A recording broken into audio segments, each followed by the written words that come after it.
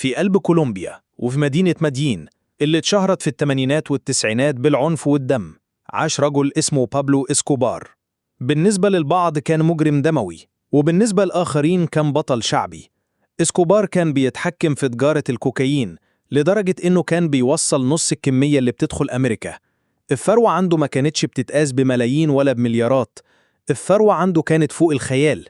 لكن وسط عالم الدم والمطاردات كان عنده جانب غريب جدا. بابلو كان بيعشق الحيوانات، مش مجرد كلب أو قطة، لأ، كان عايز يجيب الدنيا كلها عنده في المزرعة الخاصة اللي سماها هاسيندا نابوليس. القصر ده ما كانش مجرد بيت، ده كان إمبراطورية مصغرة فيها مدرج طيارات، سيارات كلاسيكية، وقاعات فخمة. والأغرب من ده كله، حديقة حيوانات كاملة. بابلو بدأ يستورد الحيوانات من كل مكان في العالم، جاب زرافات من إفريقيا، فهود من آسيا، طيور نادرة من الغابات، وحتى فيلة. لكن اللي ميز الحديقة أكتر من أي حاجة كان قراره إنه يجيب فرس النهر. تخيل معايا، 4 أفراس نهر عملاقة اتنقلت من إفريقيا إلى كولومبيا عشان تعيش في بحيرات بناها إسكوبار مخصوص. الغريب إن بابلو كان بيقضي وقت طويل معاهم، كان يتأمل تحركاتهم في المية، يستمتع بقوتهم الضخمة وخمولهم الغريب.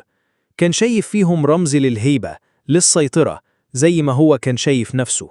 يمكن هو حبهم لأنه شاف فيهم انعكاس لشخصيته، هاديين أحيانا لكن لما يغضبوا بيبقوا وحوش قاتلة. مرت السنين وإمبراطورية بابلو كبرت، والدم والمال زادوا، لحد ما جت اللحظة الحاسمة سنة 1993. الشرطة الكولومبية طردته لحد ما سقط قتيلا على سطح بيت. بنهاية حياته الحكومة سيطرت على ممتلكاته، القصر، السيارات، وحتى الحيوانات. أغلب الحيوانات اتوزعت على حدائق حيوانات رسمية، لكن أفراس النهر، هنا بدأت الحكاية تاخد مسار تاني. وزن فرس النهر الواحد كان يوصل 3 أطنان، ونقلهم كان شبه مستحيل، محدش عارف يتعامل معاهم، فقرروا يسيبوهم في بحيرات المزرعة. ومن اللحظة دي اتغيرت البيئة في كولومبيا إلى الأبد. ال4 اللي جابهم بابلو بدأوا يتكاثروا، ومع إن أفراس النهر بتبان لطيفة أو كسولة، إلا إن الحقيقة مختلفة. الكائن ده واحد من أخطر الحيوانات في العالم، وبيموت آلاف البشر في إفريقيا كل سنة. ومع مرور الوقت الأفراس دي خرجت من المزرعة، انتشرت في الأنهار، وبدأت تتكاثر بشكل رهيب. النهاردة عددهم وصل لمئات، وفي توقعات إنهم في العقود القية يوصلوا لآلاف. المشكلة إن وجودهم مش طبيعي في كولومبيا، هم كائنات دخيلة وبيأثروا على البيئة بشكل سلبي. بياكلوا كميات ضخمة من النباتات، وبيغيروا مسار الأنهار، وكمان بيهاجموا البشر أحياناً. العلماء بيقولوا إن انتشارهم أخطر من أي إرث تاني سابه بابلو. لكن المفارقة الغريبة إن الناس في بعض القرى بدأوا يحبوا أفراس النهر، بقوا يشوفوهم رمز سياحي، يجيب زوار من كل مكان يشوفوا أفراس النهر بتوع بابلو إسكوبار.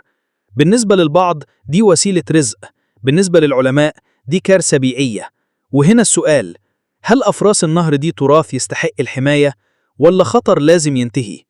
النهاردة بعد 30 سنة من موت بابلو، اسمه لسه عايش في كولومبيا، مش بس في كتب التاريخ أو مسلسلات زي ناركوس، لكن في أنهار وبحيرات مليانة أفراس نهر اتولدت كلها بسبب هوسه الغريب، وكأن الطبيعة رفضت إنها تنسى الراجل ده.